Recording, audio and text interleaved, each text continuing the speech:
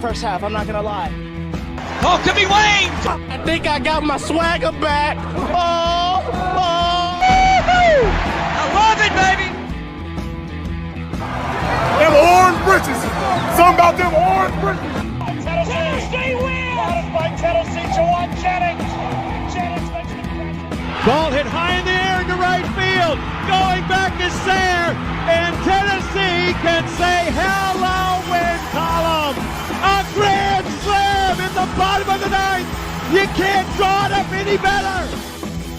We just won a basketball game, and we're very happy right now. McGrath for the win. He got it. If you don't like college football and you watch this one, I'm not sure what your problem is.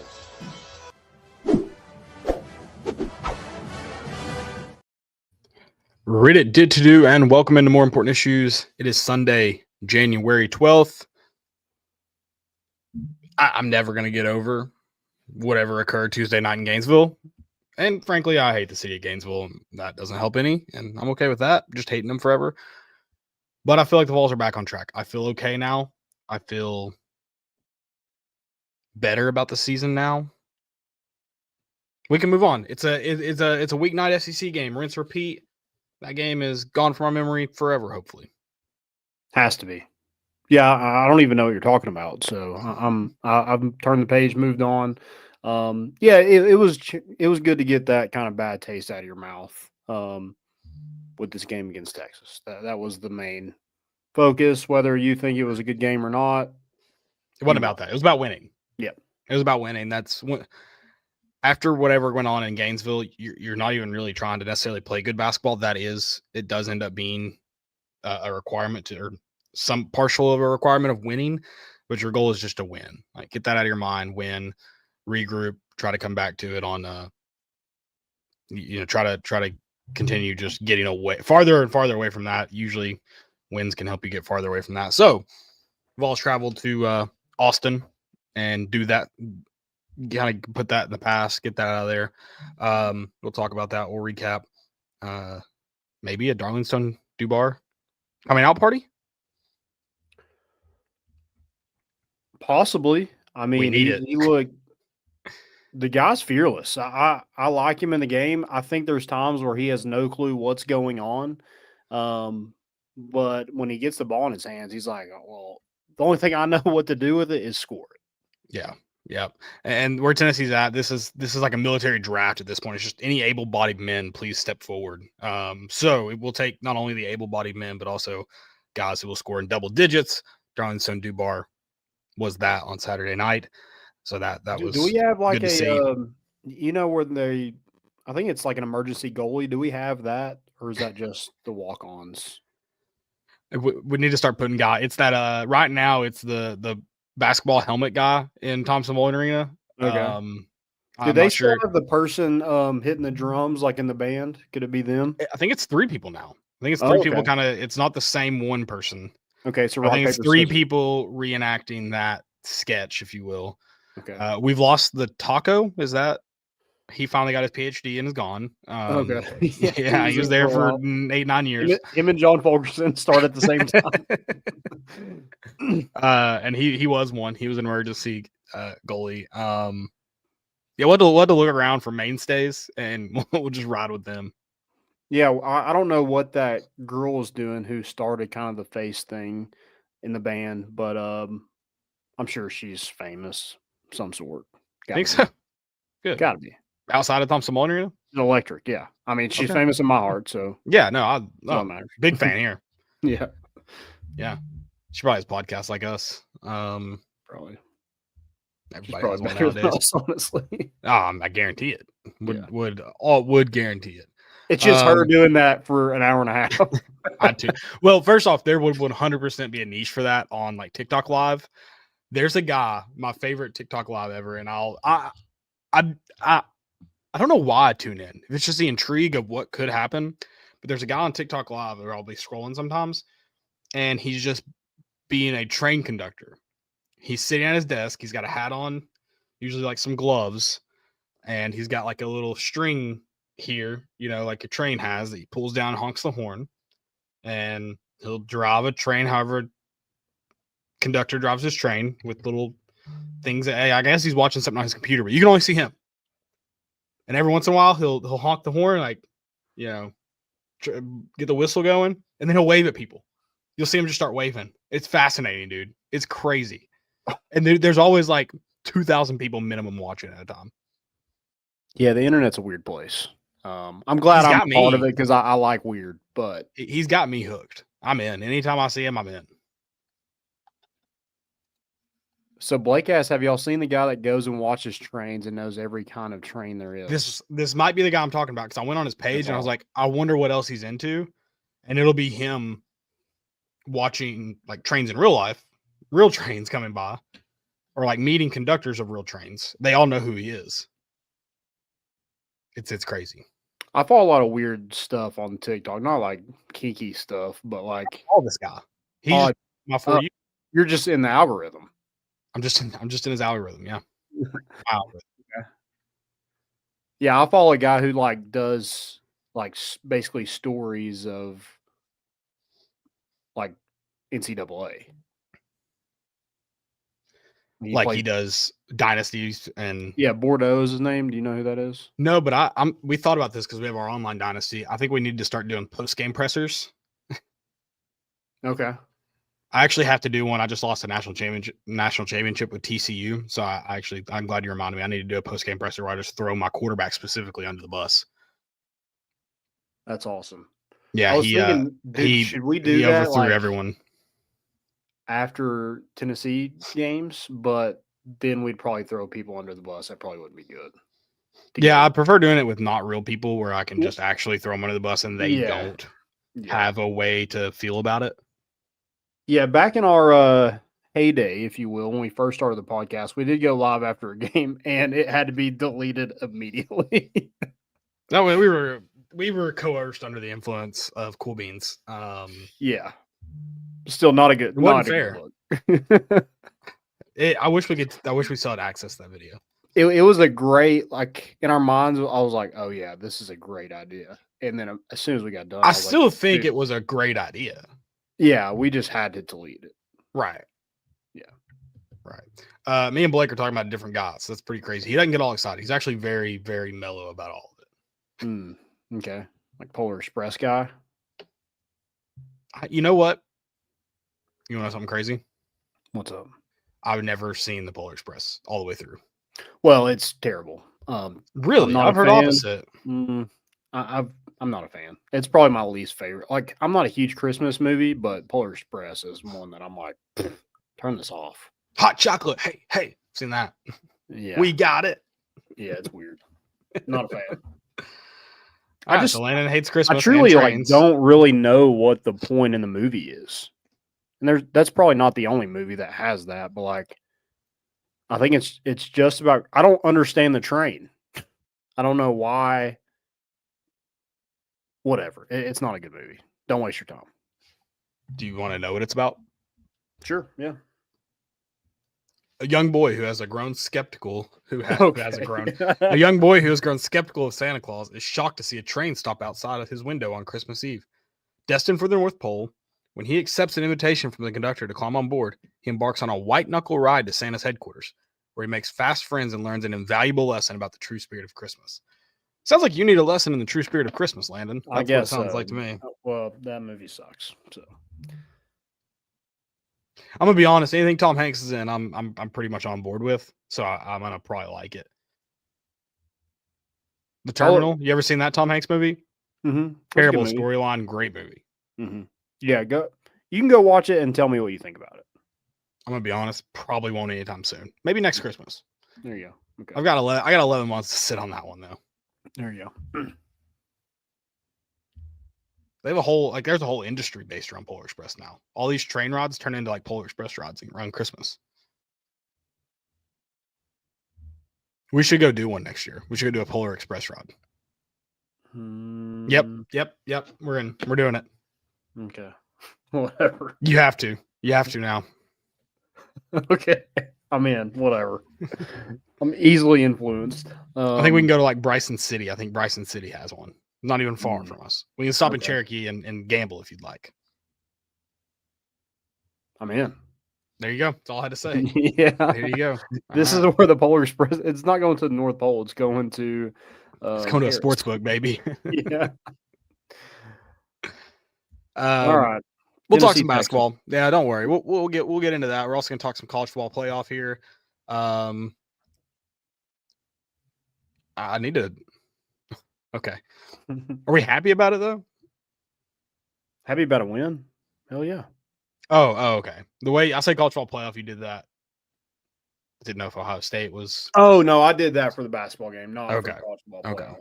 Which, man, I guess a rough couple of days for Texas fans. Well, I'm not going to dance on anyone's grave. I've had my grave danced on in that regard. So, well, if it makes you, I don't think it makes you feel any better, but it won't. Missouri fans are still talking about their win over Tennessee 2 years ago. And they need that. I'll give that to them. They need it. They don't have much. They need it. They forgot about the two previous games though, with combined 80 points. That's fine. They need it. We can just watch that video again if we want to. They're in my mentions right now, so that's fun. About a Tennessee win or a Tennessee loss 2 years ago? No, apparently the Sydney Thomas girl said that there was an SEC coach that slid in her DMs, and I tweeted a picture of Eli Drinkowitz and said they made we clinched the bowl game and made t-shirts was the quote, and Missouri fans are all up in arms about it. So what do they have to say about him whoring out his daughter? I don't know. That hasn't been brought up yet. Okay. Interesting. Well, so I didn't know who Sydney Thomas was. I just had to Google this. She was the ring girl at the Mike Tyson fight? Yeah. Is that her only claim to fame? I think so, yes. Okay. I don't know her otherwise. She's became famous because of that, I think. So. Okay. Yeah, she seems nice enough. Well, she said they said Roll Tide. Huh? She said the SEC coach said Roll Tide. I don't know. I didn't read. Was that in the tweet? I'm reading an article from Outkick. Oh, okay. Yeah, I didn't read the article. I just read. And she says that they said Roll Tide. Interesting. A lot of people guessed Lane Kiffin. I think Lane Kiffin. I don't think he's that addicted to Alabama. He does say Go Vols though. No, does he? Well, why would he say Roll Tide? Is she from Alabama or something? I think she goes to Alabama or went to Alabama, something like that. Oh, yeah. That's probably a good guess if that's the case. I should have said, I should have had the picture of Eli and his like, I have cargo shorts, cargo camo shorts.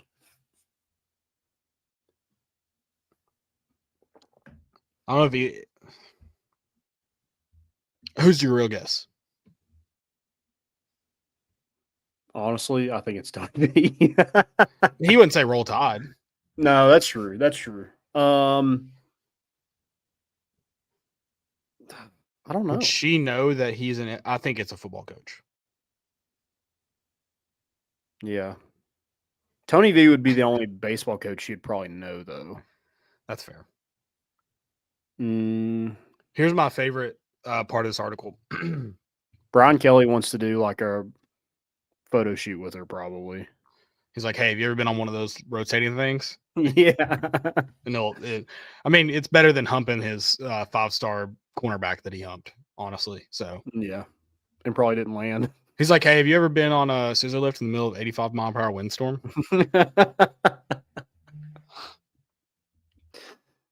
Roll Tide. Here's my favorite article that I didn't know existed, or like this. I didn't know then. You'll see what I didn't know existed. In this Outkick article, it says she also, probably a close second to her viral moment, was named the top Instagram model of 2024 by the Outkick Culture Department. Mm-hmm. So I guess the Outkick Culture Department is just rating hot women. Is that Dylan Taylor? Is he a part of that? of your I need to know what I need. I don't want to know anything. I just want to hear Dylan Taylor's take on the Outkick culture department. Yeah. Is that just like, yeah, we just exclusively post pictures of hot women. That's it. That sounds like it's one person.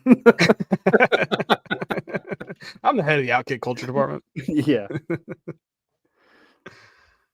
Yeah, probably so. Probably so. All right, I'm gonna stop reading this because there's a lot of just weird stuff in here. But I'd be interested to know who it was. I don't want to throw anyone in the bus. I'm just interested now. Who's because if it's not an Alabama coach, I would really like to know that. The Brad Bohannon, former SEC coach.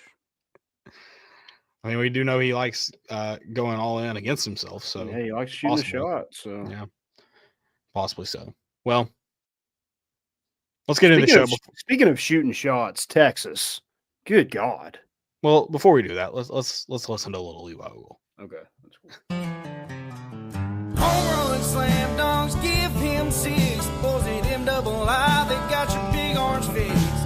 All year long is the place to be to hear some Vols for life talking Tennessee. You can hate us if you want, but we sure ain't worried about you.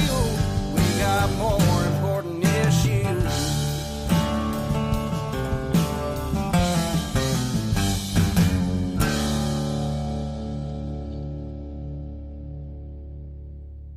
It always hits.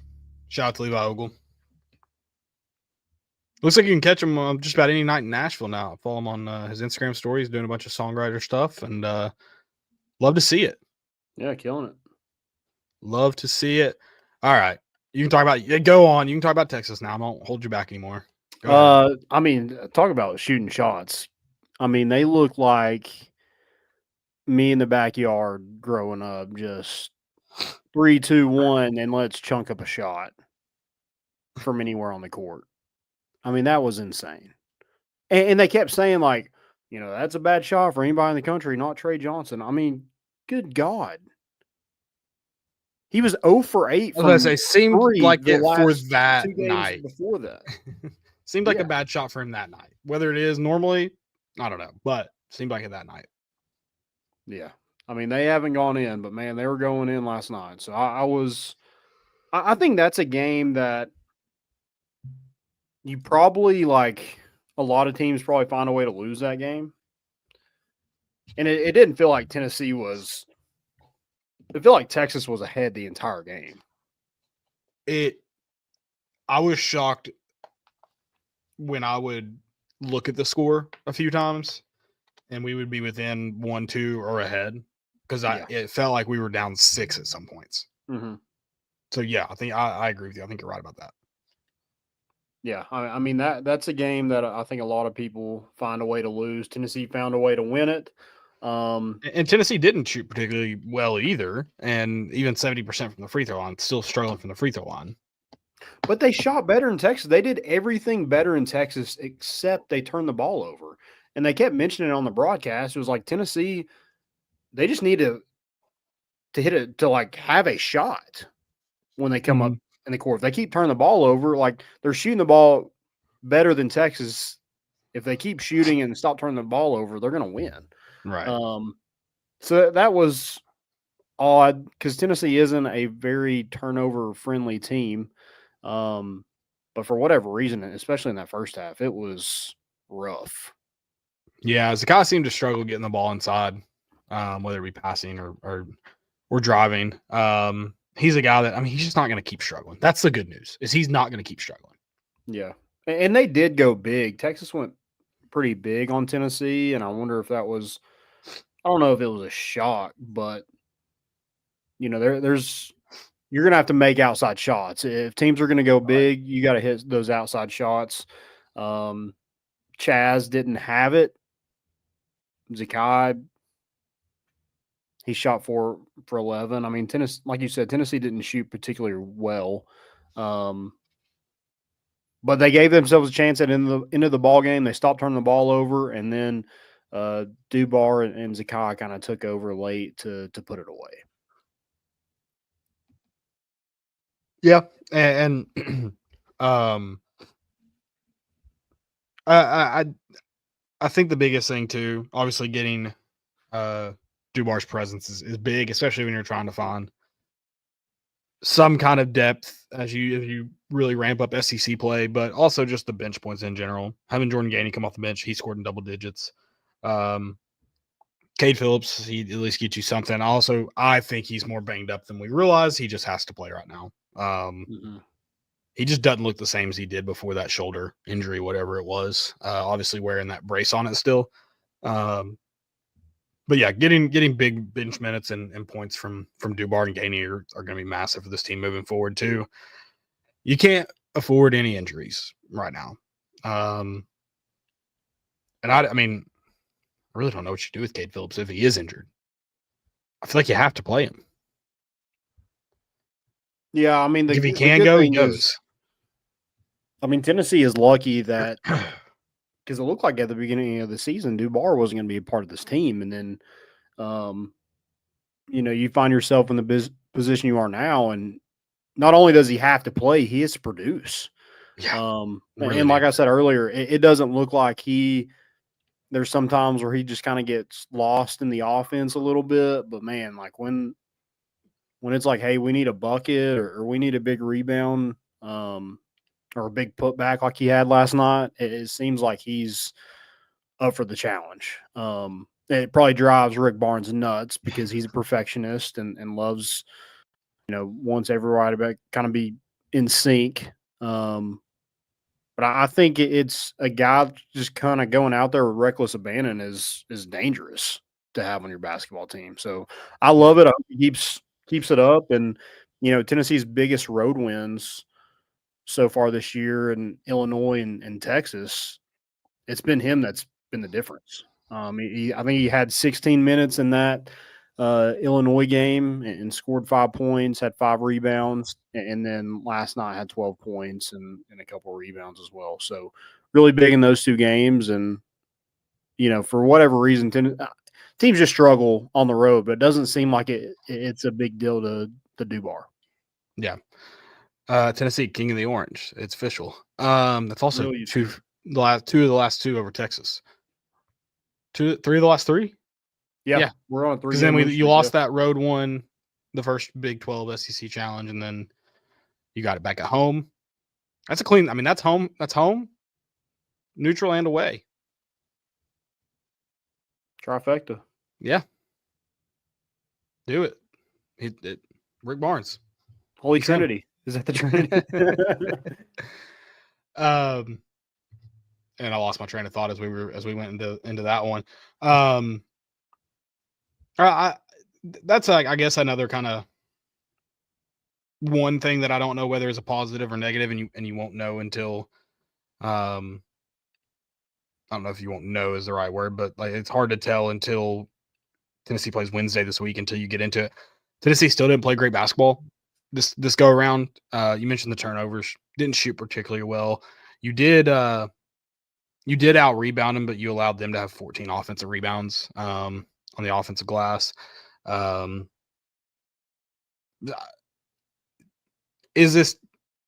they fully rinsed out Gainesville? Like that's I guess won't be. I don't think you can say until Wednesday, which is a home game. So that's not. It's going to be nice to get to the friendly confines that you have. I hated this one. Scared me being on the road. I thought it was going to be hard to bounce back from that going on the road again into another hostile environment. But you did. Damn, apparently it was Lane Kiffin. Who said that? So him and his wife are not back together, I would take it. That was a lie. I don't know when this was. I mean, I assume like right after the Tyson fight, which was what, like 2 months ago? He is too online. I'm online, and somebody said even Lane can't resist Sidney Thomas's front porch. Good Lord. Somebody hose this man off.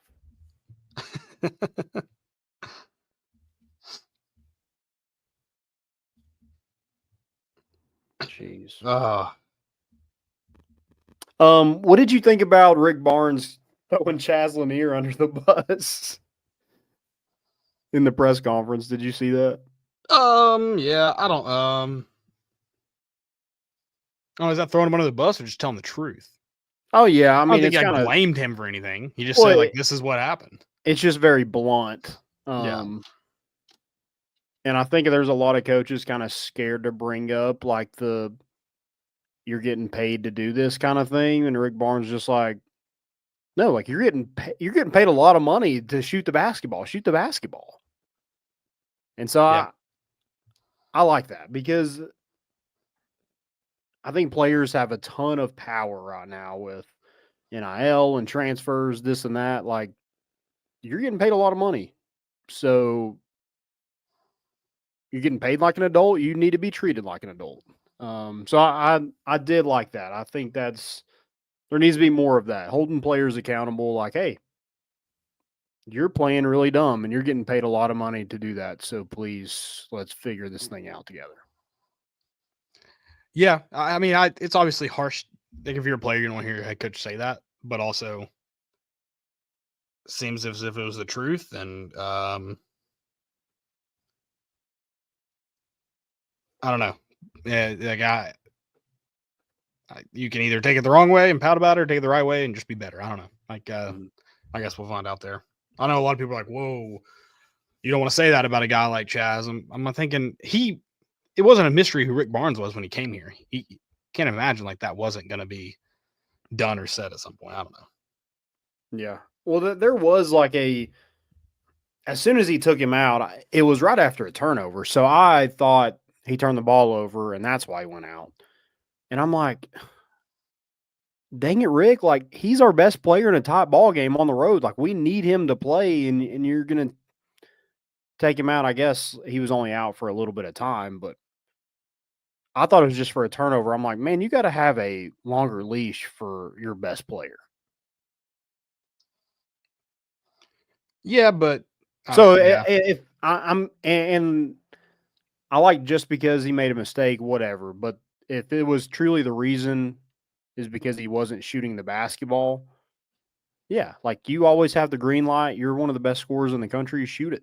It's not like he sat him for 20 minutes either. Right. That's true. It was only. I think it was just a. Hey, I will sit you if you don't do this. Yeah.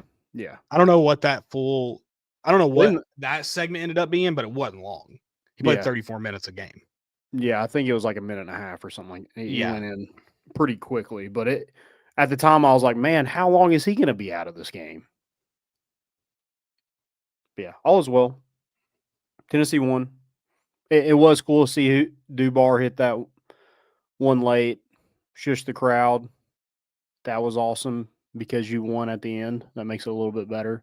But yeah, just the kind of the balls on him to shoot that in that moment. And then Zakai kind of just putting the game on ice at the end where 5 seconds to go in the shot clock, drops to the basket, uses every bit of the shot clock and lays it up to kind of put it, I guess not out of reach, but they kept fouling after that. They just couldn't get the possessions right to get back into it after Zakai made that play. Yeah, and I mean, I think it truly, I don't know, you're right. I don't know if it completely put it out of reach, but it made it to where the Vols had some wiggle room. I mean, in fact, they hit a 3-pointer with 7 seconds left to bring it within 4. Yeah. But you had a lot more wiggle room because of that. So, big night from your biggest guy. You said he's your best player. I mean, I think it's Zakai Ziegler. Yeah, I should have said best scorer probably. You're right. Even that, the debate's going to be up for Dalton Connect and Chaz Lanier, and I still don't know what's clear. You know, if it's clear who's best yet. I will say that I don't think a Dalton Connect team loses out in Gainesville because Dalton Connect just goes and scores 30. There was a lot of that going around online. It's like I think it's the truth. Comparison. I don't think Tennessee wins that game with Dalton Connect. Yeah, but I think it's more competitive.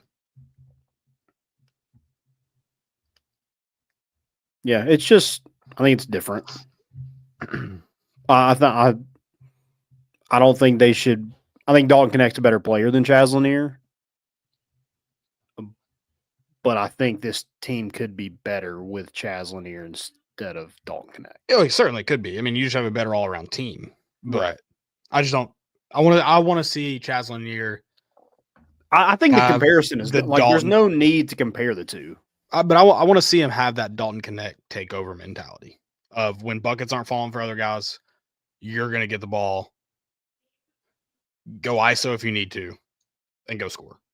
Yeah, I like when he gets into the lane and hits that little 15-foot fadeaway or jump shot. Like I like when he's like going to the rim some, not just standing behind the arc and shooting it. Same with Jemai. I mean, Jemai, like I thought he played a lot better offensively last night because he wasn't just out there shooting threes. Like, go to the rim. Right. He's too athletic to just be standing. He's not a good enough shooter, and he's too athletic to just be standing out there like Vescovi did. Oh yeah, absolutely. I agree with that. Yeah. And then is it weird that Igor only played 23 minutes, or is that just kind of like so you just get? I think he's just been struggling. I think he's just been struggling. He was in foul trouble too, so that probably doesn't help. Yeah, I think he got a second. I don't remember when that was, but that's always gonna sit you early. I mean, look at Cade against Florida. He would have played more, but he got a second real early. Yeah. So I don't know. You won. It's a big win.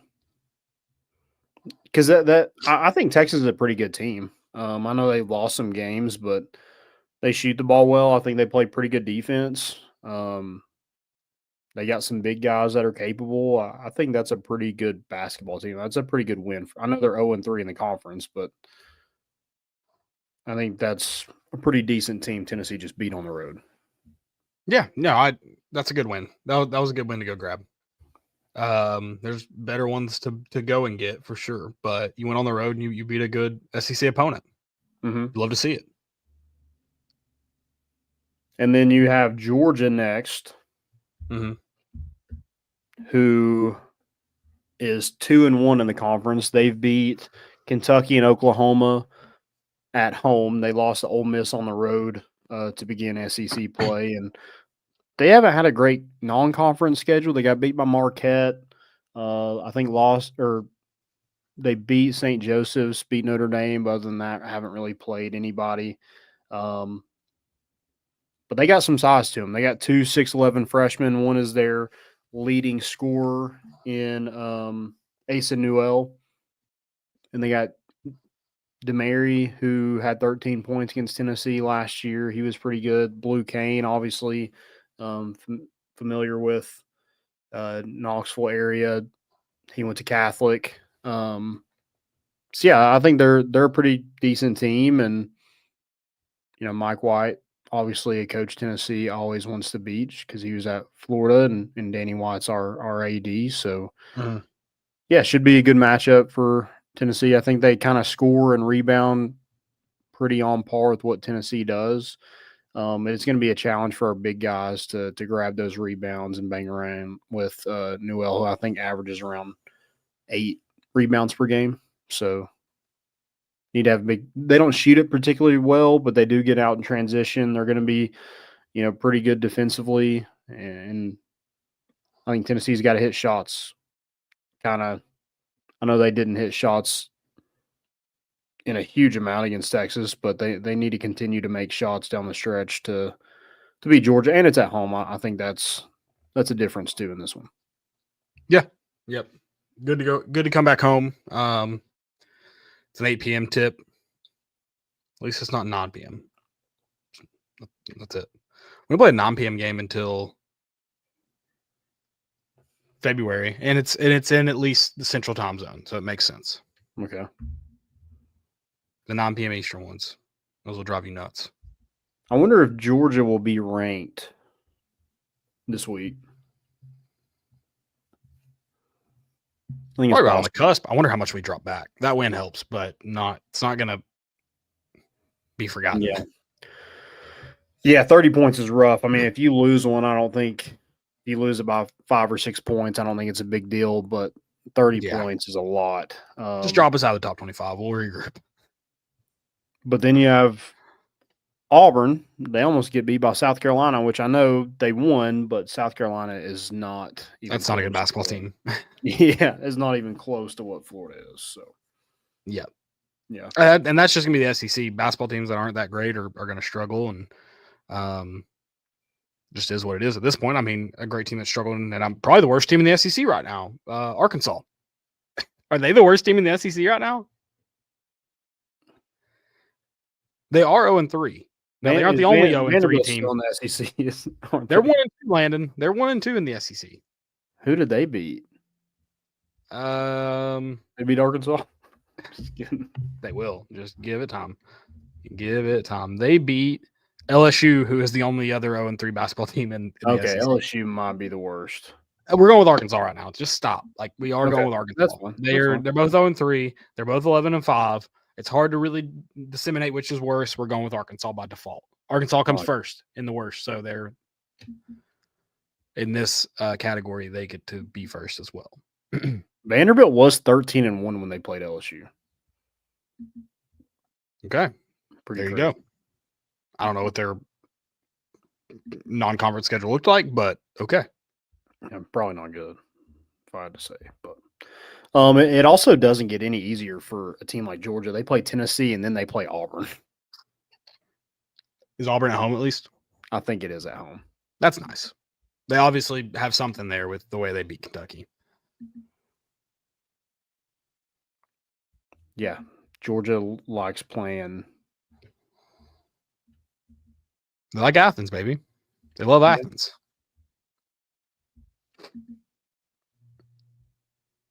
Who does Auburn have this week?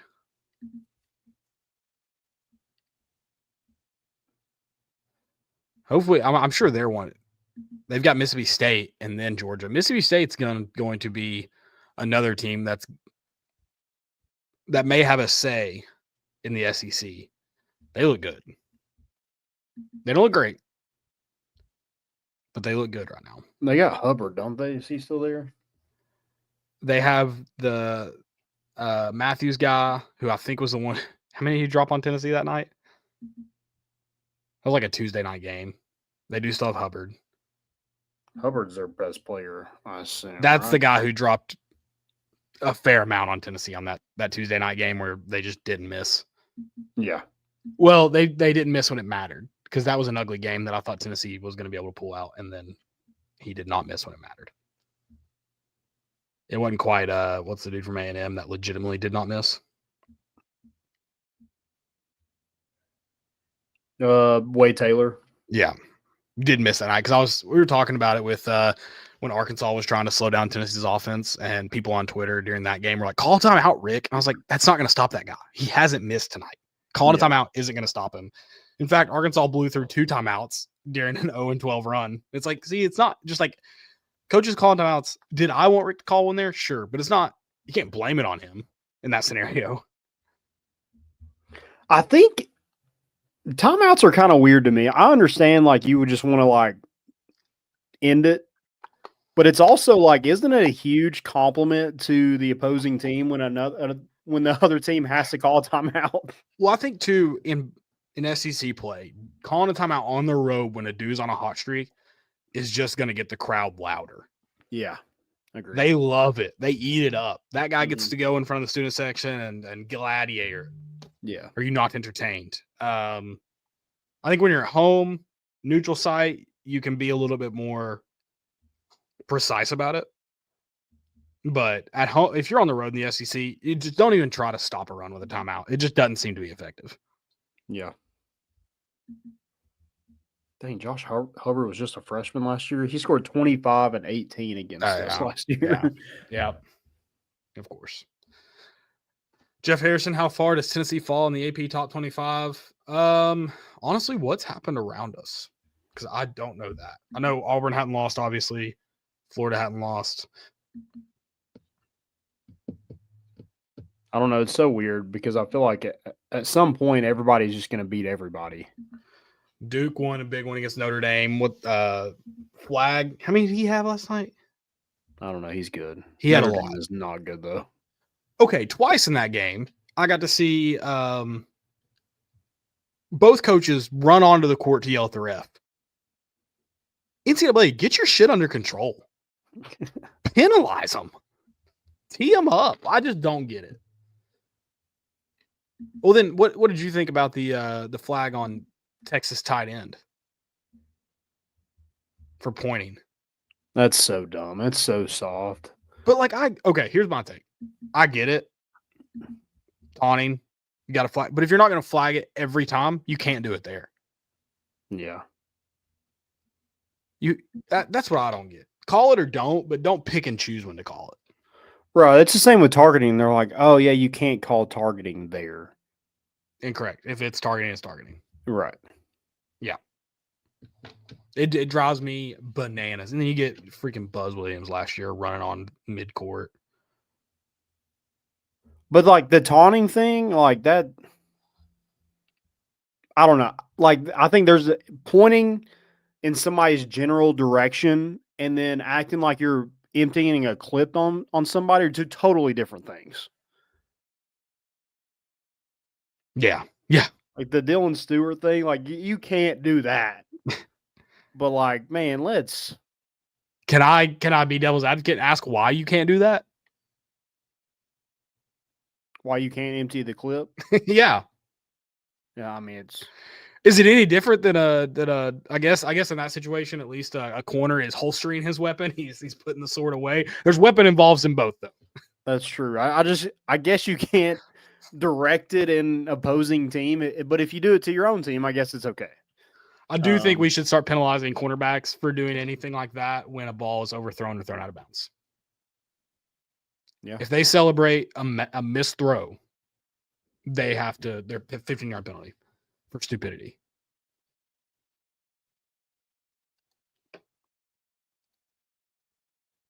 Yeah. Also, like, I think we need to penalize that probably a little, like emptying the clip on somebody. You can't have like Brandon Miller running around like firing weapons. Whoa. He didn't fire the weapon. It was just his weapon that was fired. Yeah. Or whatever it was. Yeah. I don't know. He drove you can be a getaway driver nowadays, turns out. Yeah.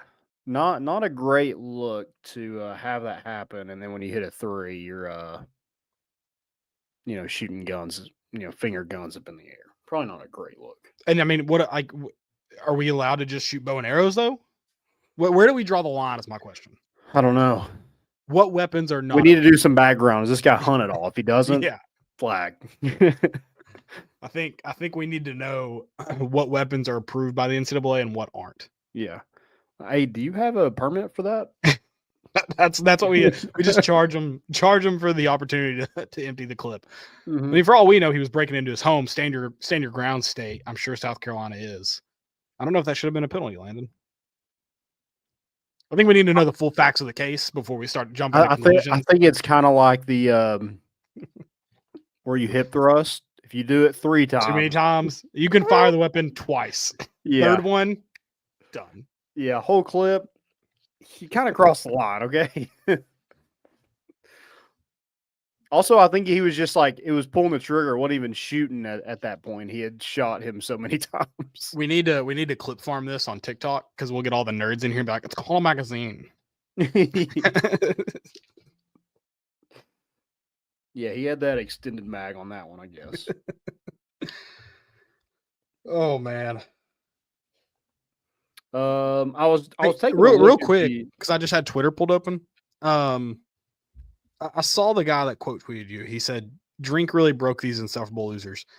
Is this guy just searching for pictures of Eli Drinkowitz? Because you didn't put his name. It's just a photo of him. Is this guy presumably just Googling pictures of Eli Drinkowitz and clicking on any tweets that pop up? Because that dude needs to be on a watch list. Yeah, we got to get him under control. That's creepy. I mean, dude, it's blown up. I expected you to be like responding when I clicked on it. I expected you to be responding to like a Mizzou fan or I responded to Eli or something. Things.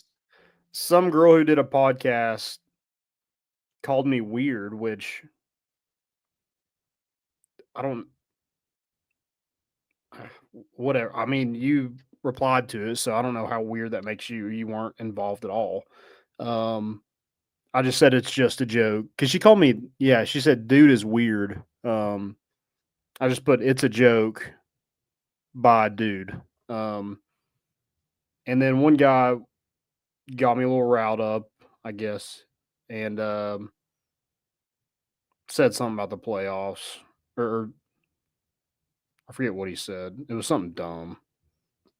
He said, "Drink really broke these insufferable losers," and I said, Yeah, that "Broke. was I that. will That's the beat one I saw. Drinkwitz in 2022 and 2021 by a combined 80 points." Yeah, Mizzou fans are weird. Go They're listen to your terrible music and move on. I mean, like you got to hang on to football a little bit because you're not competent in anything else. And you're not really, you've been incompetent in football for like what, 2 years?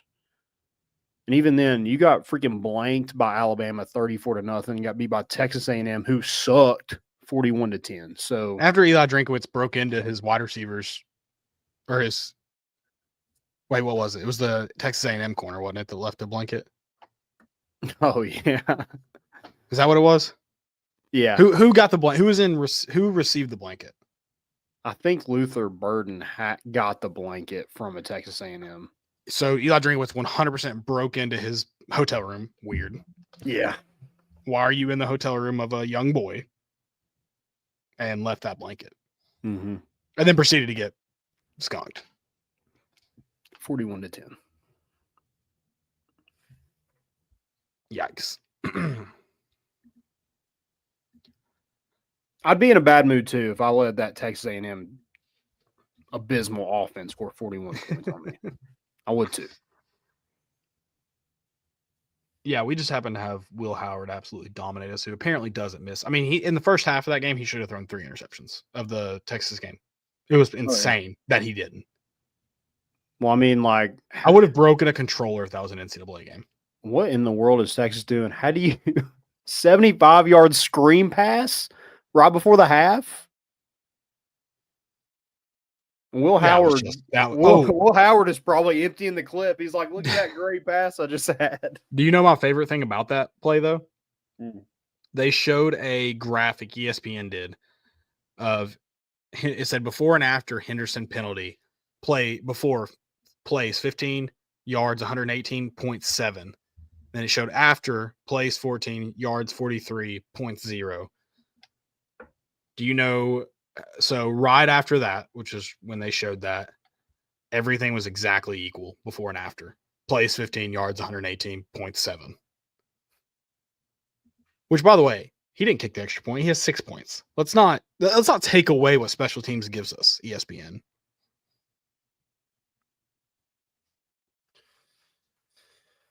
Ugh. I hate that. Also, Texas fans are like going crazy. They're like, yeah, look what we did. We held Jeremiah Smith to 1 catch. Well, you gave up 7 catches for 87 yards to Cornell Tate and 1 catch to Travion Henderson, a running back, for 75 yards. So what did you really do? Right. Also, like, if I know Quinn Ewers isn't as bad as some people say, but if Arch Manning isn't better than he is, like, they're not gonna win a national championship. What was your take on that Arch Manning fumble?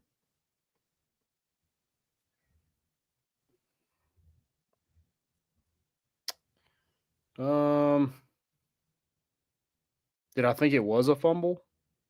Yeah. It seemed like it was targeting, almost. Could you call that with the way he was falling? I guess Maybe I didn't pay not. attention.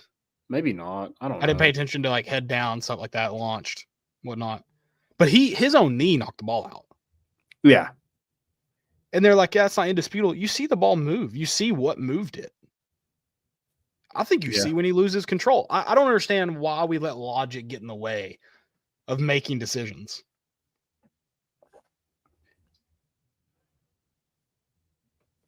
And then, I mean, if you can't logically say that, how can you, like, you know how when they'll sync up 2 shots or they'll try and sync up the clock with the shot? It's like at that point you're using logic, but also logically you could say at the same time maybe those aren't perfectly synced up. How can we trust technology? So I don't understand why we trust logic sometimes and not others. I don't know how that couldn't be called a fumble. Honestly, it blows my mind. Yeah. And they blew it dead immediately, which they still, since Ohio State made a clear recovery immediately after, they could have overturned it. If you see that ball pop out, you gotta let it play out. I was just really hoping we were going to get like a tie game and then. Well, you can't do it when Sark's throwing the ball from the 3-yard line. Yeah, that's true. Run the damn ball. This dude's supposed to be an offensive genius. Well, then, like, they always put Arch Manning in to run the ball, and they run it between the tackles. Because I don't know what that sweep was. What are we doing? Yeah. I don't know. When it gets down to like the 2 or 3 yard lines, I feel like coaches try to be so, like, they overthink things. Line it up in the damn A gap, Landon. Like, I mean, and go. Shane Beamer, he likes to throw a pass with a tight end. Or tight end pass, yeah, whatever it was.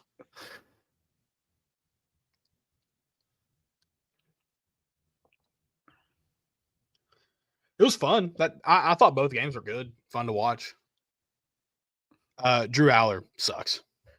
He pulled a Jackson Dart. He threw one out of bounds that I'm not sure how that wasn't an intentional grounding. Can someone define the rules of intentional grounding for me, please? He was in the tackle box. He threw it to no one out of bounds. But they didn't call it in that Arizona State game, Arizona State BYU game either, because no one knows what it is apparently.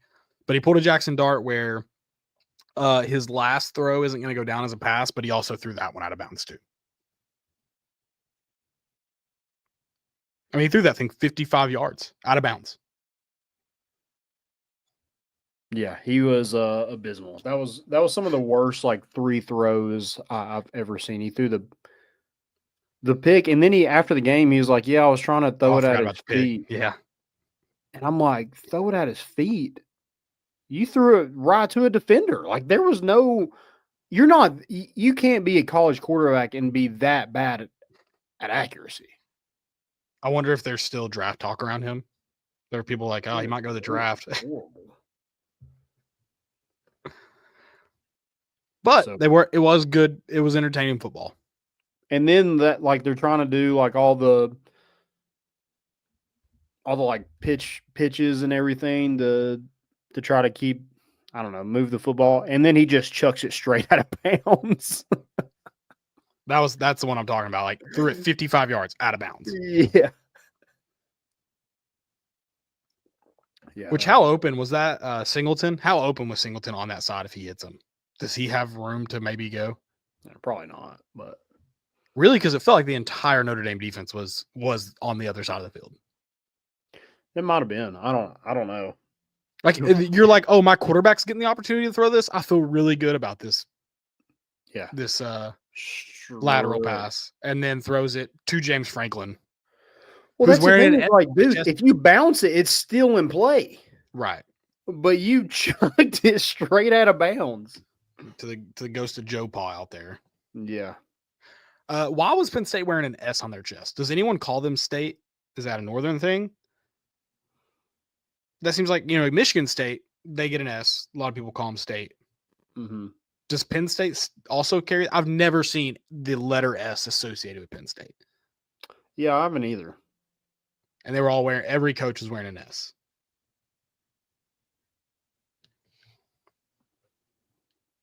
I don't know. Good for them. You can now wear an L too if you. You know something else weird I figured out about Penn State? All of their satellite campuses are known as Penn State, similar like University of Tennessee at Chattanooga, but they're all Penn State. Fill in the city Nittany Lions, and they all have the same logo, same colors. They all look exactly the same. Interesting. Yeah, very weird. And they all play in the same league. They're all in. They all play each other. So oftentimes you have like your logo is the Nittany Lion versus the Nittany Lion in like their game day graphics. It seems very confusing to me. Just like no logos anywhere because they don't have really a logo on their uniforms, right? Well, they have that mini line as a logo, but yeah, no logos on their uniform. Yes, correct. Yeah. That's probably why they just. I don't know. Who knows? It's very weird to me though. Yeah, I don't know why they hate logos so much, but they like an S They apparently. love the S. Apparently, they love the S. Mitch Jeter, all-time name. Sounds like a shortstop. He just has. I don't think Mitch Jeter does. I think Mitch Jeter just sounds like a dude, just an all-time dude. But he's a kicker, right? He is. He is their kicker who won the game for him. Yeah, that was a tough game to watch. I thought it was entertaining. I mean, we kind of knew, especially the back end. It was going to be that way, but there was probably more points than I thought. There were definitely more points than I thought there would be. Riley Leonard's a dog, but his mom almost called the future about saying her son sucks every day because he looked terrible in the first half of that game. Yeah, but you know what he did? You know what he did when it mattered, Landon? He ran the damn ball. He ran it 18 times. I mean, I hope he goes and wins a national championship because he might never play football again after the season. Do you think his mom will, even if he wins an natty, you think she'll still text him every day and say he sucks? Or maybe she's like, "You finally don't suck for once in your life. you can eat at the same dinner table as us. Congrats." Yeah. If I'm the mom and that story got shared, I would be mortified. Like that was something that was like between us. He's just a gritty player, but like his stats, like he sucks. He does. Yeah, suck. He's not a great. He's going to be You're going to look back if they win a national championship. Like that was a really good college quarterback. Whatever happened to him. Yeah, he was a good football player. He is not a good quarterback. Yeah. Like if guys like Tim Tebow suck in the NFL, Riley Leonard's going to be awful in the NFL. Yeah.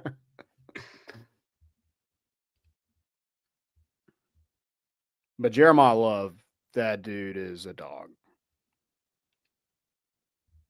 I hate that Notre Dame has been so much fun to watch during this college football run. Yeah. They're just tough, physical on both sides of the football. Are they gonna get we're on the train for Holy Trinities. They gonna get the Big Ten Holy Trinity with Indiana, Penn State, Ohio State? Oh, maybe. They wouldn't touch Michigan though. They're too scared. Too scared. Yeah, I mean I don't see why they can't now. I feel like they're gonna get blown out. Like can their DBs play with? Well, I was thinking more of Illinois. You know, they don't like Northern Illinois, so I think okay. Yeah, stay away from that one. Yeah. Yeah.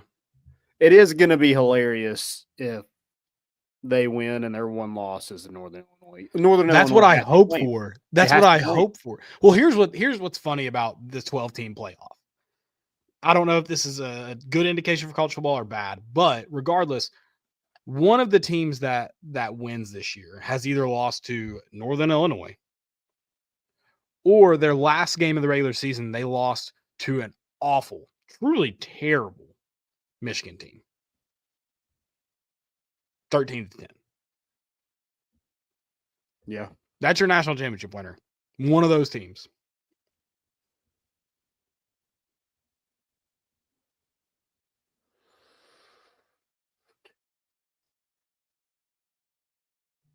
How do you feel in terms of number 8, number 7 playing each other in the first college football playoff final? 12-team college football playoff final.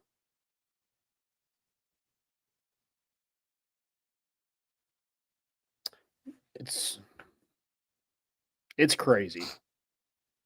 I mean, you can't say Notre Dame had the easiest road. You can't say Ohio State had the easiest road. Yeah. Notre Dame got lucky in that Georgia didn't have a quarterback, but Penn State had the easiest road. Mm-hmm. Ohio State didn't have the easiest road on their side of the bracket either. It would have been Texas. I would think. God. I'm watching the highlights. It's like popping up on ESPN, and it's like Penn State should have won that game.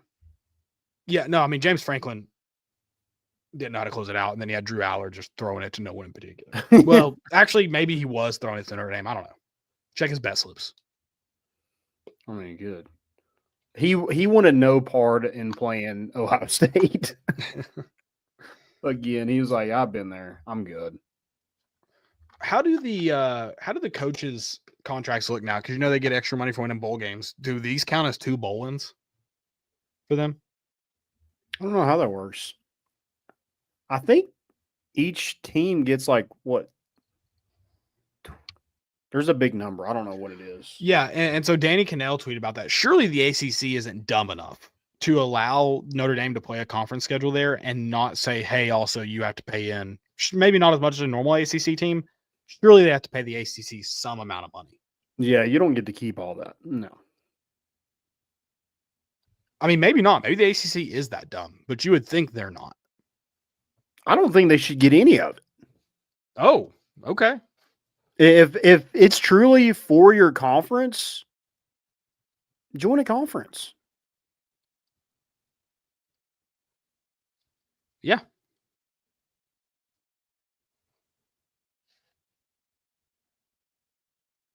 Simple as that.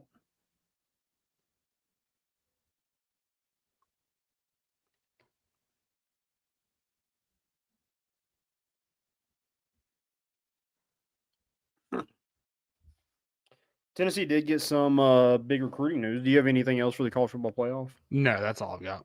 Okay. So yesterday at the All-American game, Gabriel Asinda committed to Tennessee, the 2026 4-star offensive lineman. Take a look at this mountain. 6'7", 305 pounds. Yeah, he's what we call a hoss. Excuse me, what?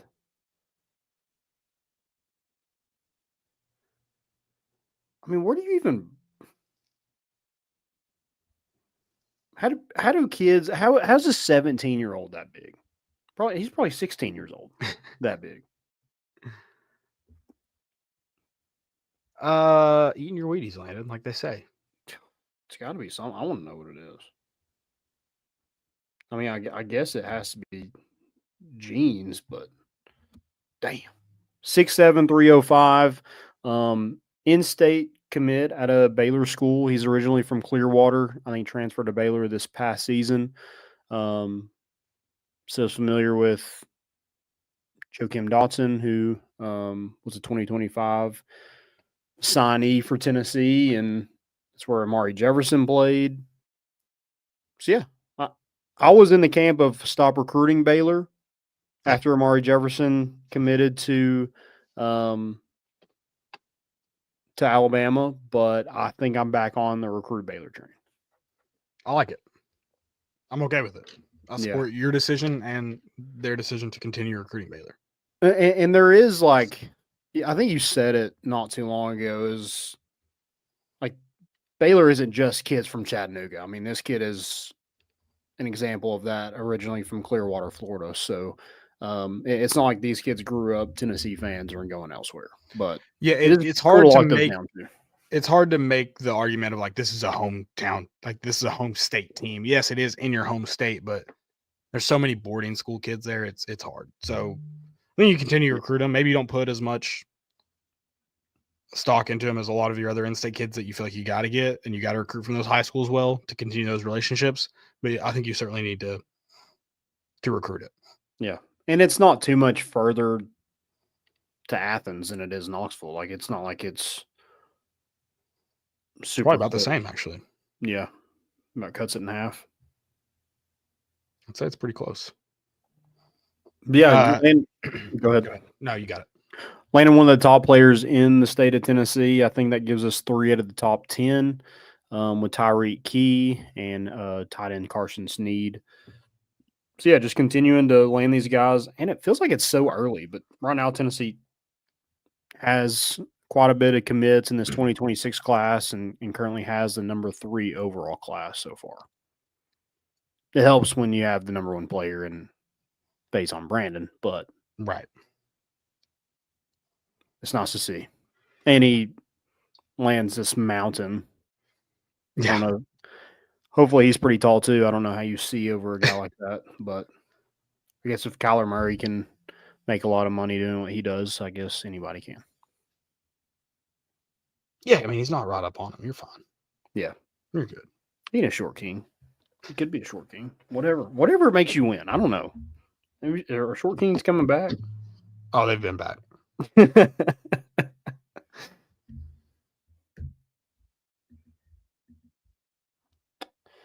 All right. Hey, I guess we can start with some questions. But I do want to mention Lady Vols get back on track as well. A 93-63 win over the worst team in the SEC. I'm not sure if they are in the women's basketball game or not, but since we're carrying that one over Arkansas. Yeah. That's good get back game on the road. Was hoping to get the triple digits, but close enough. We'll call it. It was embarrassing enough. I mean, we played basically everybody and still won by 30. So good win after 2 close losses to go on the road and win that one. Probably easy to be in your feels about the other 2, but get back on track and move forward. Turn the page just like we did. We don't remember that Florida game in Gainesville. We just move forward. Right. Short memory. All right, some questions. I just got to let know that our background was wrong for this entire episode so far, so it's updated now. I had it in here. I just didn't change it. Yeah, screw it. I didn't even notice. Dylan did I will give him credit. He texted us at 8:07, but I just now saw it, so that was an hour ago. I'll give him credit. On the dot. Yeah. All right. Some questions. If you got any questions, drop those in the chat. First one I have is how fast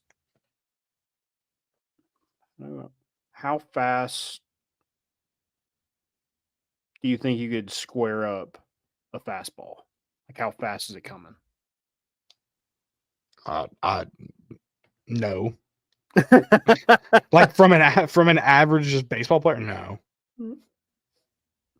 What's the speed you're like, okay, I could get a lick on that? I mean, I've never played baseball, so I don't know. Like that would be dumb. And Just to a be guess. fair, I don't know. Just a guess. I mean, I've been in the batting cage with like 70 miles per hour, so I guess that would be my safe. Okay, you can square. Like I can hit off that, but that's also out of a pitching machine.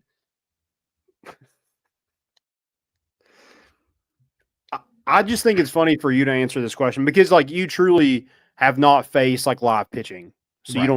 you don't know what I have the no idea. miles per hour looks like.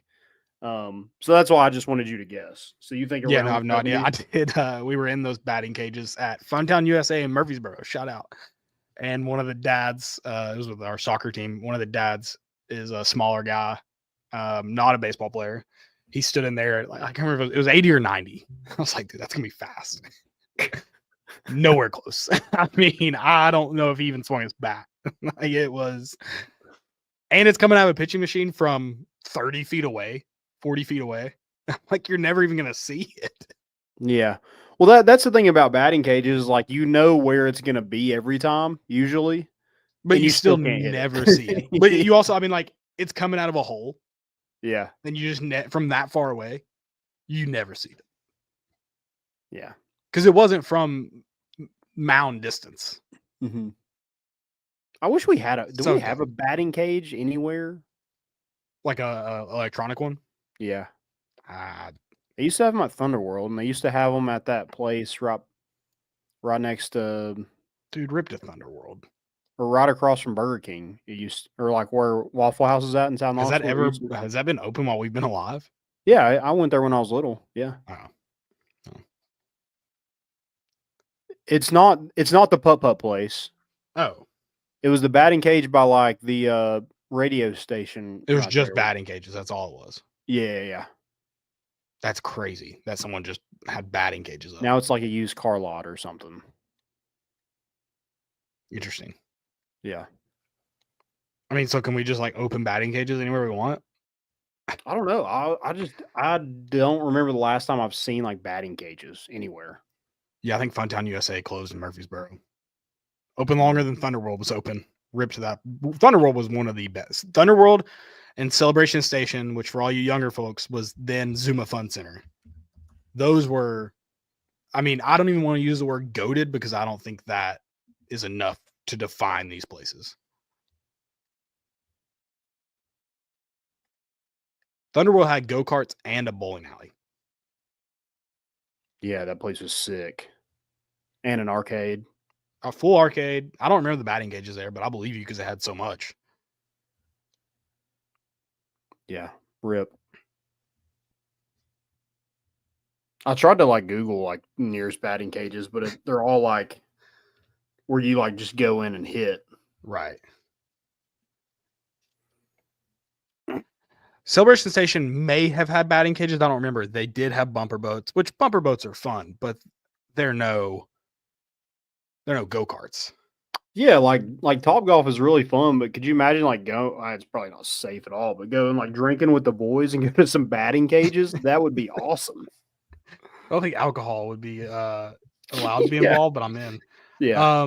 Someone said the Farragut putt off West End has batting cages. Then someone said they believe they were broken and they were difficult to get parts for, so they're waiting on it. Dick's at West Town. Does it have electronic ones or is it just? I don't know what that is. Okay. I haven't really seen anybody like in there. I don't think. Okay.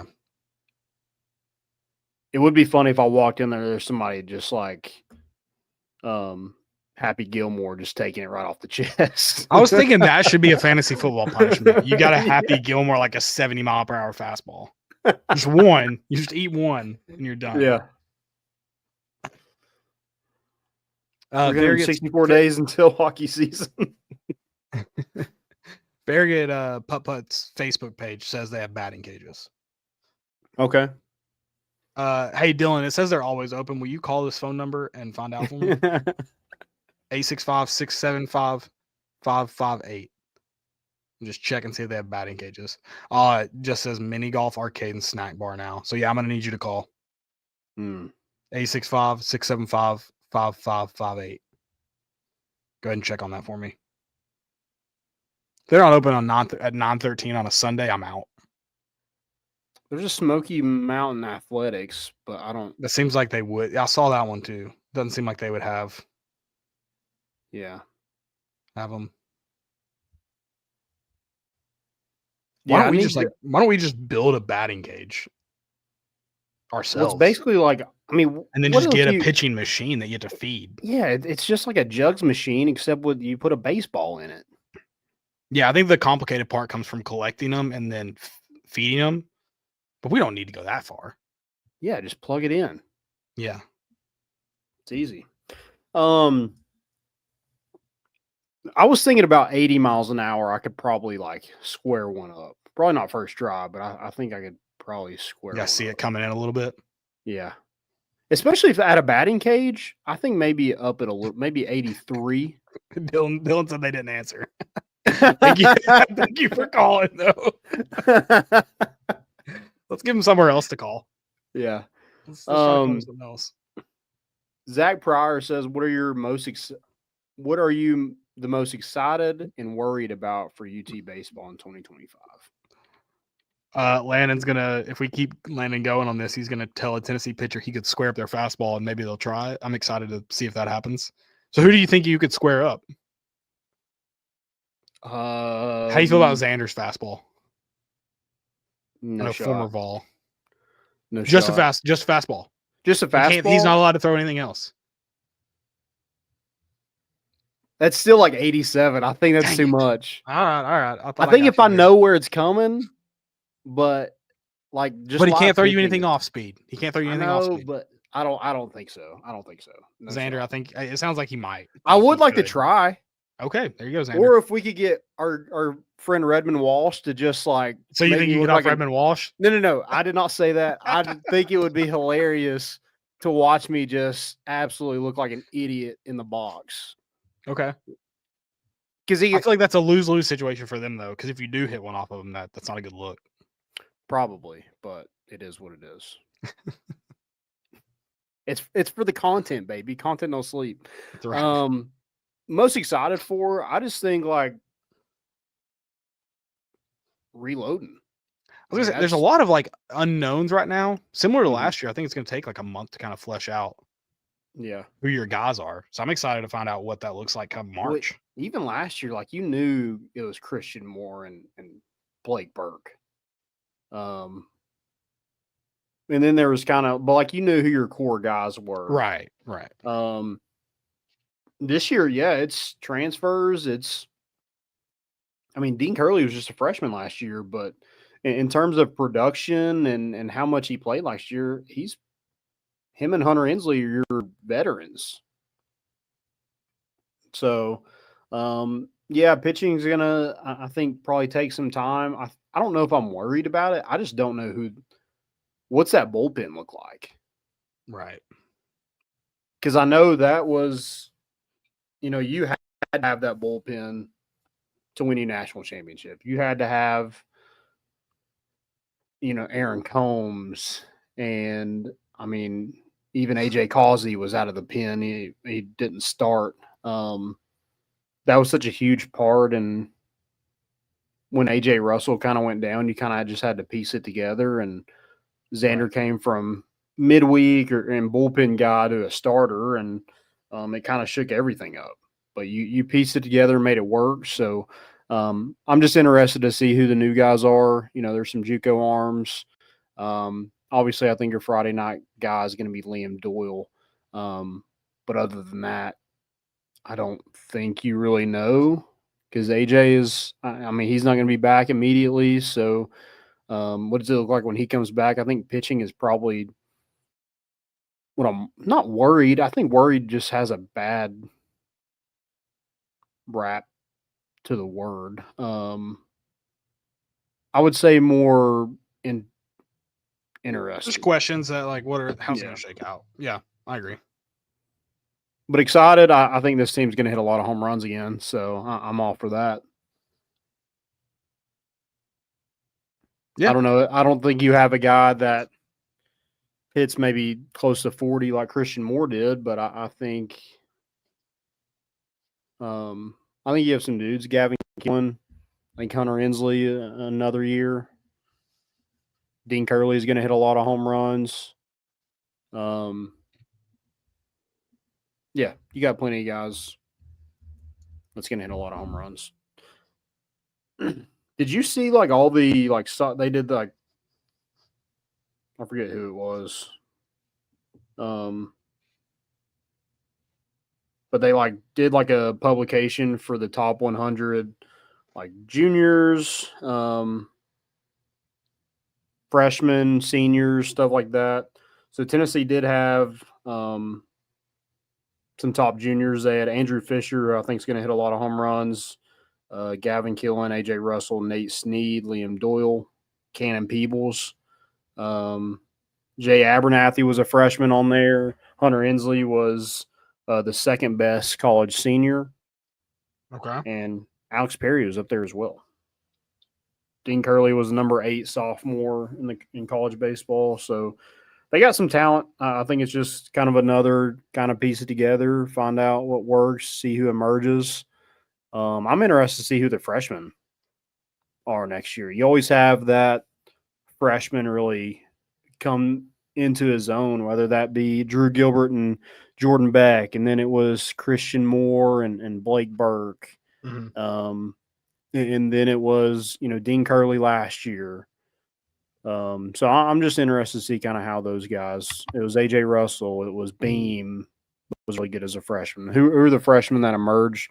I think Jay Abernathy is one that you should keep an eye on, and then we'll see who are some freshman pitchers that should emerge.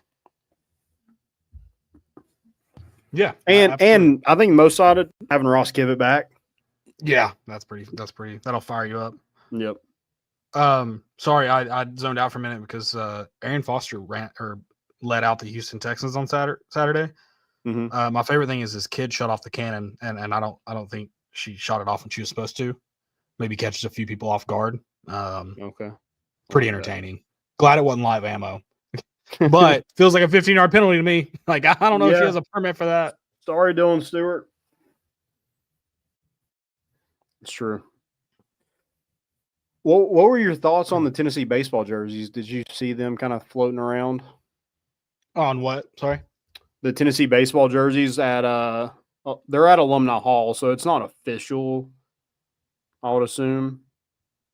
I didn't see these. Do you have a picture? Yeah. So here is one. Love it. You know I'm a pinstripe guy.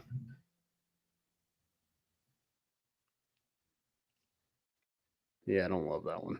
That looks like a softball jersey. I don't love it or hate it. Yeah, they've had these like before. I think the ones previously had the gray outline as well. I've definitely seen that orange outline. Did we have that either as an Adidas option or was that a Nike I think it was iteration Nike. the first year we had Nike? Yeah, I think that was Sinzel and all them. Yeah, this one looks like a softball jersey. I'm hoping that's what that is. That's what it looks like. I like the It looks pinstripe. good. It just looks like a softball jersey. Yeah. I would like the pinstripe if it was buttoned up. Yes. I didn't realize that wasn't. Yeah. I hot take, I think all baseball jerseys need to be full button. But I think also that might be a softball jersey too. They have the orange pinstripes though, which I don't think baseball should have, but those are the goated Tennessee uniforms. Yeah. I don't know. I don't think you change our pinstripes. I like the pinstripe. If you're going to bring anything back, bring back the Chris Burke or Todd Blacks. Helton, the black one, or Yeah. the orange with the UT logo. Yeah. They had the Todd Helton or Chris Burke that had the black cutoff, so I think that might have been Chris Burke. okay. Those are sick. But also we got to go I said this like 4 years ago. I need to see black on pinstripe. Black top, pinstripe pants. Yeah, I like those. Those would be sick. I also want like black with the Vols script. I mean, I'm not complaining because we just won a national championship with the Nike logo. I hate the Nike logo. I hate it. But man, like that, it just seems like a golden opportunity we're just missing. I don't understand it. I don't love was it Chris Burke? I don't love the black cutoffs. Like I don't love the cutoff jersey look, but I feel like they looked good. Oh, it was pinstripe cutoffs, is what it was. There you go. Landon. Oh yeah, those are pinstripe, but it was pinstripe cutoffs. Yeah, I'm a fan of those. I was thinking these button up. Yeah, these right here. Yeah, those look good. Are sick. Yeah, bring them that back. I don't know. I feel like we overcomplicate jerseys. Yes. Yeah, we do.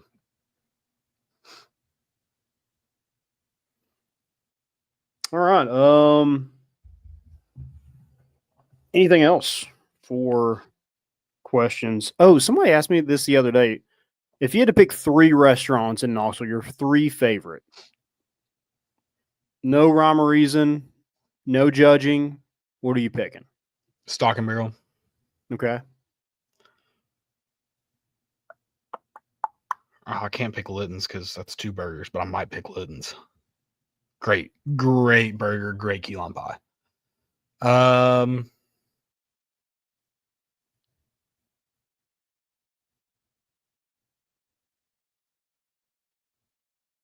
There's so many. How do I go to 3? Oh my gosh. While you're thinking of one, I'll go Abridged.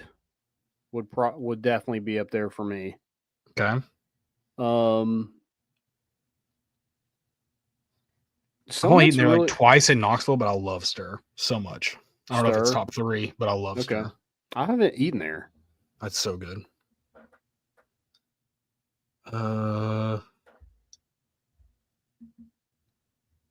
I really like this might be a hot take, but Sono Taco. I don't know if it's top 3 for me. I just love some some Mexican food. I love the nachos. It's just a go-to. Yeah, that's fair. I don't know if it's like the best in Knoxville, but it's just it always seems to hit when I go there. Yeah. Adopo's a good one. Have you been to Adopo? Yeah, but if I'm going pizza, I know it's nice and stuff. I'm going with Gavino's off Bearden or Kingston Pike. If I'm going pizza. Have you got the abridged burger pizza? No, I don't need to have a bridge burger pizza. So is it cheeseburgers on pizza? It's like whatever's on the abridged burger is on the pizza. Yeah, I don't need that. It's so just give me good. pepperoni. Just give me a burger. Give me a pepperoni pizza. We're getting too much here. It's getting too much. I love Gavino's. You can maybe go Gavino's.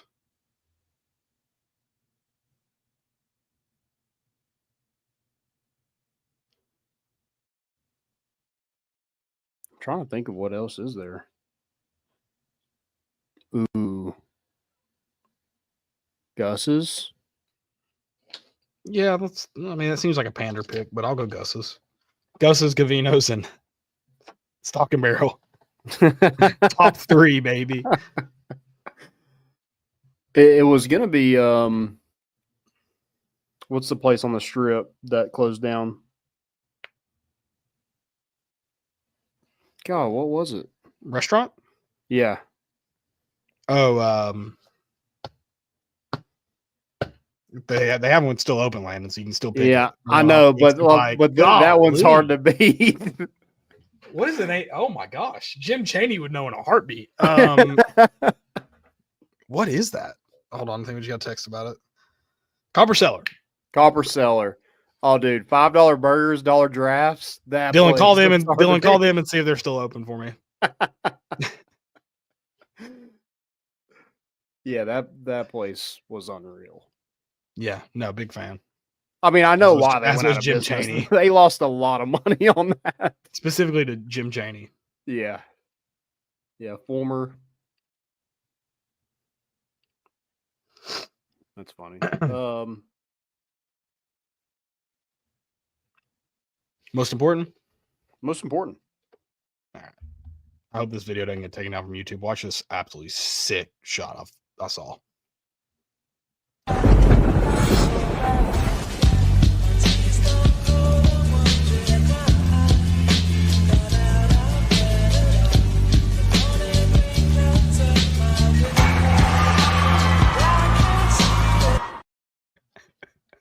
It was witchcraft.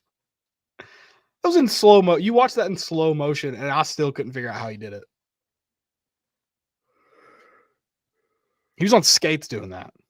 Yeah, that's the thing. I can't even skate, so I'm out immediately. I don't want to get into this, but when people talk about the hardest sport in the world and people would negate hockey, it blows my mind. Yeah. Yeah, that was insane. Speaking of insane, did you see the largest comeback in NCAA women's basketball? No. Between Pitt and SMU. Pitt was down 46-14 and ended up winning 72-59.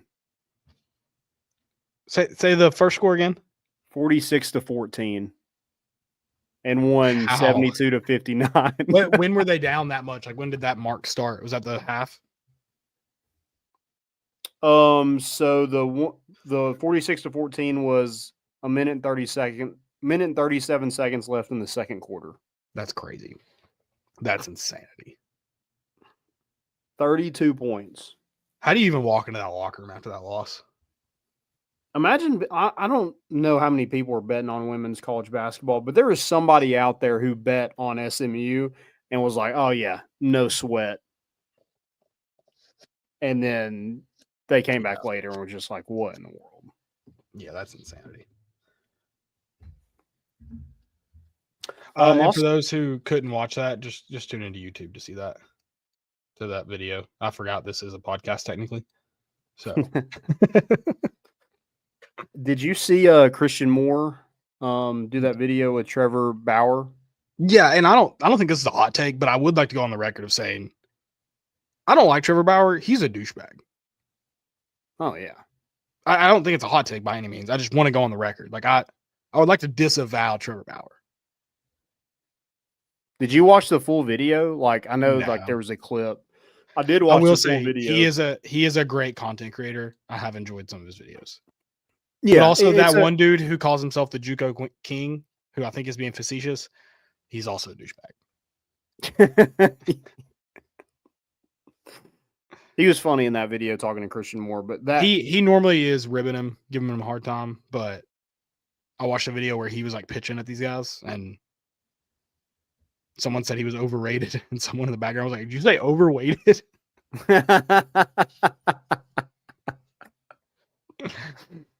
Yeah, he's hefty. He is big dude.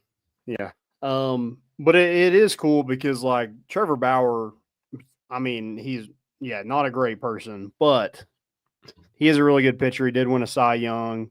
To see him like go back and forth with Christian Moore is really cool. Because like there's a lot of nasty stuff that he throws.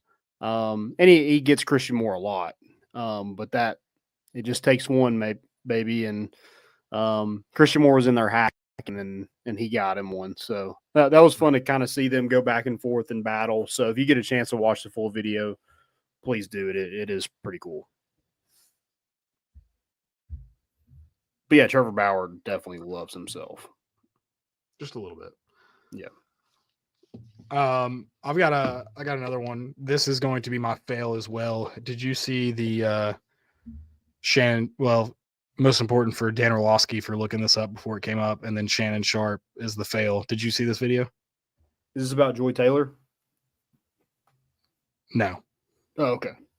No, I didn't. Hey, Dio, since you this historian and analyze the game, can you tell us when the last time a Triple Crown winner since the merger hadn't made the playoffs? Your brother? I can't either. I can't either. That was 30 plus years ago. And you asked me the last time it happened, 1992. 1992. He didn't have a guy that was in the MVP discussion.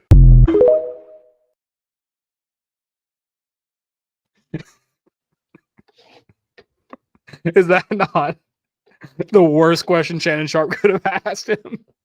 Oh my God. And dude, to hear him backpedal, he's like, he had a young, he would. Your brother. Dan Orlowski said they were going to break before that segment came up, and he asked his producer, he's like, "Hey, can you look up the last time this happened?" And then he found out it was like on Shannon Sharp's brother's name. Good God. I don't know. God, what is his brother's name? But he's like Sterling. He's like, can you look it up? And it ended up being Sterling Sharp, and he was like, "Oh, that's interesting." Oh, that's funny. We're on fails, correct? Yeah, sure. Yeah, that was my bridge. Okay, cool. Greg McElroy is my fail for did you hear him in the Notre Dame game just being like Notre Dame should avoid scoring with 28 seconds left? They're like, if they break off a run, they should not score a touchdown. That's the worst advice I've ever heard in my life. I was like, he's like, bleed the clock and kick a field goal. I'm like, your kicker has not been great. You just score when you get the opportunity, and it puts you up 7. They still have to score a touchdown. With under a minute left, you score a touchdown. If it put you up 2, which still you need the touchdown, so you just take the points. So never mind. It's bad advice. Yeah. I was like, with 28 seconds, do not score a touchdown. Right. If it puts you up like 5, so then a field goal would win it. Sure. You think they're like at the 30-yard line. I'm like, they break off a run. 10 seconds. Yeah. You go score. Yeah, he does some stupid stuff on air. He's not the brightest. Yeah, I know where he went to school. Speaking of going to school, a different school, Oh, quarterback, Charlotte transfer quarterback Deshaun Purdy is leaving Florida. He transferred from Charlotte to Florida. Apparently, thought he was going to start over DJ Lagway and is now entering the portal again. okay. You're from Charlotte. You transferred to Florida, and you're you surprised thought you were Yeah. going to start over DJ Lagway, Guess he who thought was DJ good in the Lagway was SEC. transferring. I don't know. Who knows? It's like, I mean, also, like, no one around him is going to be like, hey, man, like, you know that DJ Lagway's there, right? Yeah, that was dumb. Yeah.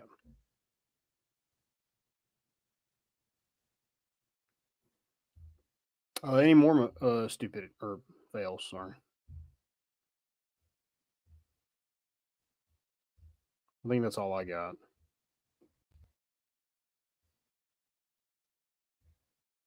That's it for me. Just Shannon Awesome. Sharp being Shannon Sharp. Your brother. Him and Dan Orlowski going back and forth is fantastic. I don't watch First Take, but the clips from them are good. Yeah. This isn't a most important or fail, but it is really cool that terrible tragedy, but Chris Stamos, his family lost their house in the California fires, and there was a GoFundMe to kind of get back some stuff that they lost. And I think the goal was at like 15,000. Like, it was nothing. Right. It is now at 66,000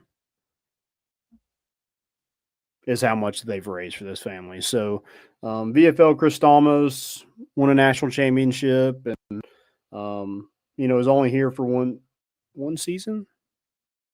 I think one season. Yeah, I think he was from Cal. Yeah, one season.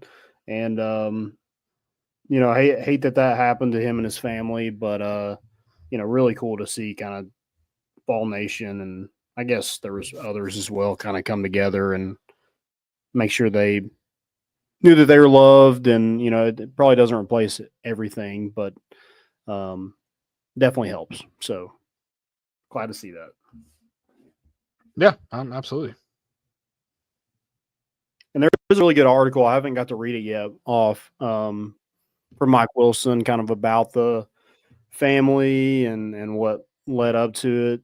So yeah, really sad for them, and keep them in your thoughts and prayers. And Vol Nation always standing up. Love that. Absolutely. Love to see it. All right. Well, if you are Knox County employee, I don't know about Blount County, but you're out tomorrow, so enjoy your day off. Why did Blount County just get a shout out? I don't know if they're off or not. I just said that. But why did you choose Blount County? I said if you're a Knox County employee, or, well, I guess that's surrounding Sevier County, maybe as well. I don't know. I was confused why Blount County got the shout out. I don't know. I don't know if anybody else. I just know Knox County is out. Enjoy your snow day. Most schools have to be, I would think. Yeah. Are you working tomorrow? I am. Yeah. I got the email, and I figured it would be open, but it was like, yeah, the office is reopening. So even though it was funny, we got the email on, I guess, Thursday. It was like, we're not going to be open. You can work from home or take PTO. And I was like, what? Yeah. Finance don't sleep. So, guys, thank y'all for listening. We'll be back on Thursday talking about Tennessee's win over Georgia, speaking it into existence. If you haven't got a chance, guys, go check out Hovey Dry Goods. Go to hoveydrygoods.com. Caleb's got the hat on, supporting the fellas. And, go check them out. Use promo code MORE for 15% off your first purchase. Just great stuff over there. They got some new hats in the works coming soon, so be on the lookout for that. But 15% off your first purchase with promo code MORE. Thank y'all. We're bringing the boat in, and we out.